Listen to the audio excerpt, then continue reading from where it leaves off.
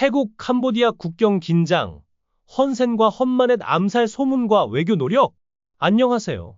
저는 한국의 중립적인 정치 관찰자로서 동남아시아 지역의 정세를 객관적으로 전달하고 분석하는 역할을 맡고 있습니다. 최근 태국과 캄보디아 간 국경 분쟁이 고조되면서 캄보디아 언론인 크메르 타임즈에서 태국이 헌센 상원 의장과 험마넷 총리를 암살하려는 음모를 꾸미고 있다는 주장이 제기되었습니다.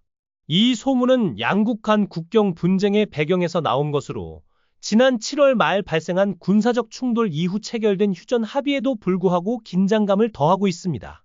동남아시아의 안정은 아세안 전체에 중요한 영향을 미치므로 이 문제를 다각도로 살펴보는 것이 필요합니다.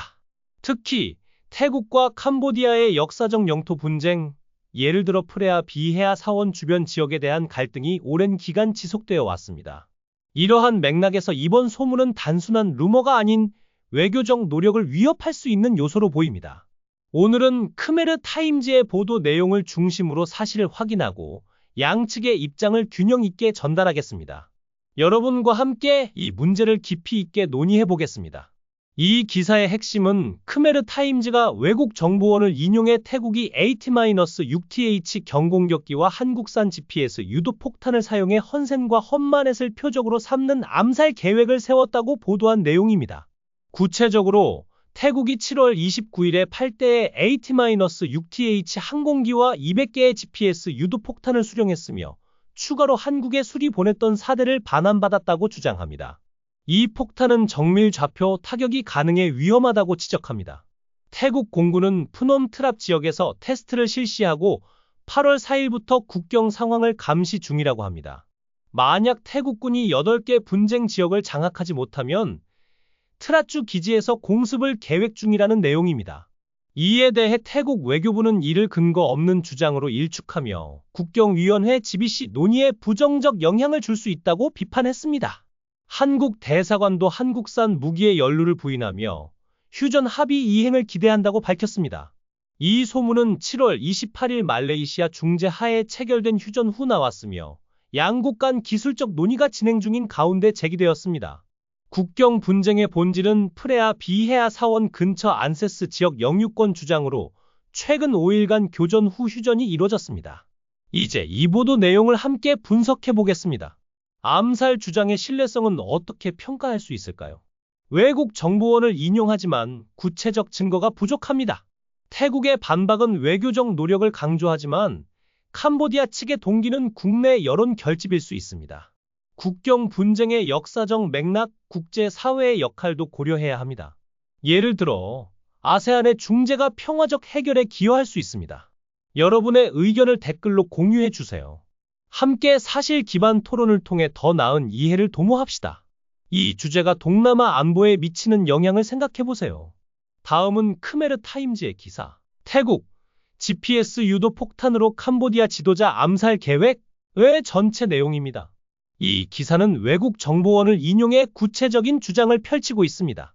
외국 정보원에 따르면 태국이 헌센 상원 의장과 험마넷 총리를 암살하기 위해 GPS 유도 폭탄을 탑재한 경공격기를 배치할 계획을 세우고 있다고 합니다. 신뢰할 수 있는 소식통에 따르면 태국은 한국산 GPS 유도 폭탄을 장착한 AT-6TH 경공격기를 사용해 두 캄보디아 지도자를 정밀 타격할 계획입니다.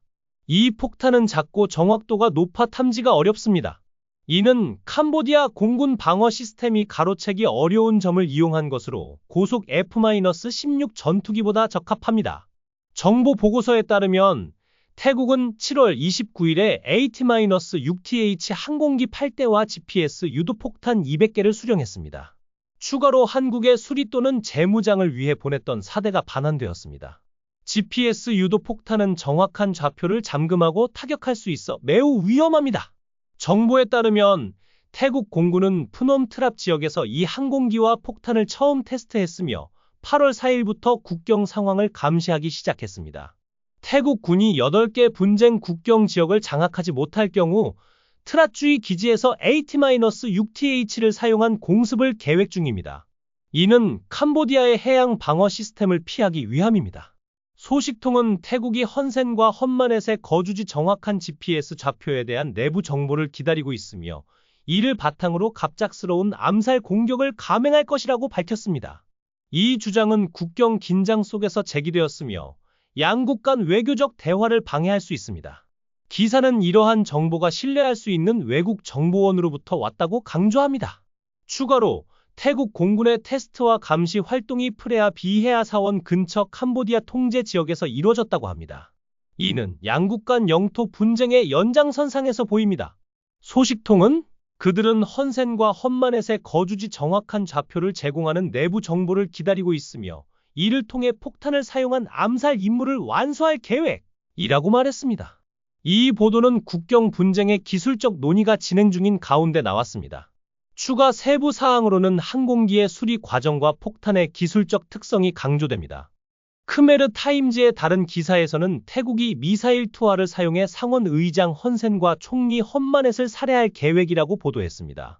외국 정보원에 따르면 태국은 GPS 유도 폭탄을 장착한 AT-6TH 경공격기를 사용해 두 지도자를 정밀 타격할 계획입니다. 이 폭탄은 작고 정확도가 높아 탐지가 어렵습니다. 캄보디아 공군 방어 시스템이 가로채기 어려운 점을 이용한 것으로 F-16 전투기보다 적합합니다. 태국은 7월 29일에 8대의 AT-6TH와 200개 폭탄을 수령했습니다. 추가 4대가 한국에서 반환되었습니다. GPS 유도 폭탄은 좌표 타격이 가능해 위험합니다. 태국 공군은 푸놈트랍에서 테스트를 했고 8월 4일부터 국경 감시를 시작했습니다. 8개 분쟁 지역 장악 실패 시 트랏 기지에서 공습 계획입니다. 태국이 내부 정보로 거주지 좌표를 기다리고 있습니다. 이 주장에 대한 태국의 반박도 포함합니다. 태국 외교부는 캄보디아 뉴스 보도와 정보 장관의 소셜미디어 게시물이 태국이 헌센 상원 의장과 험마넷 총리를 암살할 계획이라고 주장하는 것은 근거 없는 비난이라고 밝혔습니다. 외교부는 이 주장을 단호히 부인하며 현재 국경위원회 GBC 프레임워크 하에서 진행 중인 주요 논의 중에 거짓 뉴스를 유포하는 것은 비건설적일 뿐만 아니라 상황을 평화적으로 해결하기 위한 긍정적 분위기를 심각하게 훼손할 위험이 있다고 강조했습니다. 한국 대사관도 캄보디아 언론 보도에서 한국산 유도폭탄과 AT-6TH 경공격기의 연루는 사실이 아니다 라고 부인했습니다. 이는 양국 간 휴전 합의 이행을 기대한다고 덧붙였습니다. 추가로 태국 외교부 대변인 니코른데즈 발랑쿠라는 양측이 국경위원회 논의를 진행 중인 가운데 거짓 뉴스를 퍼뜨리는 것은 건설적이지 않으며 평화적 해결을 위한 대화 정신을 약화시킨다고 말했습니다. 한국 조선일보의 보도에 따르면 태국과 한국이 캄보디아의 암살 주장에 대해 부인했습니다. 캄보디아 상원 의장 헌센과 총리 험마넷이 한국산 유도폭탄을 사용한 태국군의 암살 계획의 표적이 되었다는 주장입니다. 외국 정보원을 인용한 보도에서 태국이 AT-6TH 항공기와 한국산 GPS 폭탄을 사용한다고 했습니다. 태국 외무장관 마리스 상기안퐁사는 이를 근거 없고 정치적으로 동기부여된 주장이라고 일축했습니다. 한국 대사관도 한국산 유도폭탄과 AT-6TH의 연루는 사실이 아니다 라고 성명을 발표했습니다. 이 주장은 7월 24일 휴전 후 나왔으며 쿠알라룸푸르에서 협상이 진행 중입니다.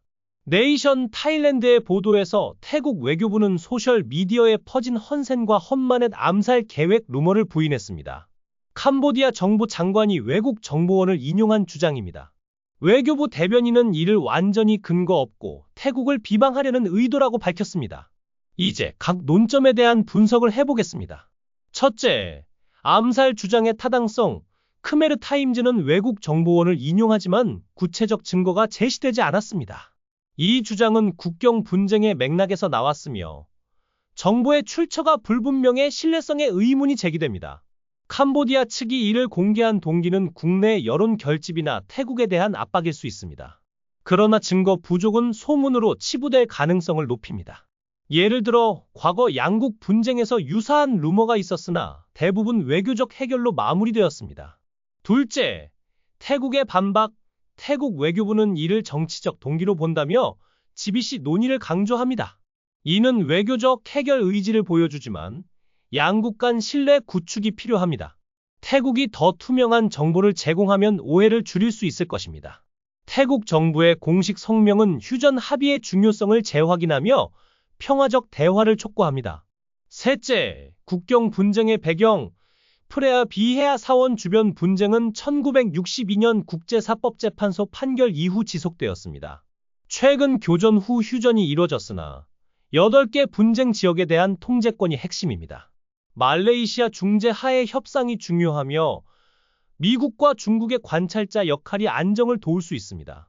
이 분쟁은 역사적 영토 주장과 자원 문제로 복잡합니다. 넷째, 태국 내정 상황. 태국 총리 파에통탄 시나와트라가 헌법재판소에 의해 직무 정지된 가운데 이 소문이 국내 정치에 영향을 미칠 수 있습니다. 그러나 태국 정부는 법적 절차를 따르겠다고 밝혔습니다. 이 상황은 태국의 정치 불안정과 국경 문제의 연계를 보여줍니다. 다섯째, 드론 금지 명령. 캄보디아가 국경주에서 드론 사용을 15일간 금지한 것은 에스컬레이션 방지를 위한 조치입니다. 이는 안보 예방으로 보이지만 효과는 양국 협력에 달려 있습니다. 캄보디아 정부는 이를 통해 주권 보호 의지를 나타냈습니다. 전체적으로 이 사건은 외교적 대화의 중요성을 강조합니다. 사실 확인과 중립적 관점이 필요하며 국제사회의 개입이 평화적 해결을 촉진할 수 있습니다. 아세안의 역할이 더욱 부각되는 시점입니다. 추가로 한국산 무기의 연루 부인은 한국의 중립적 입장을 보여주며 지역 안보에 대한 한국의 관심을 반영합니다.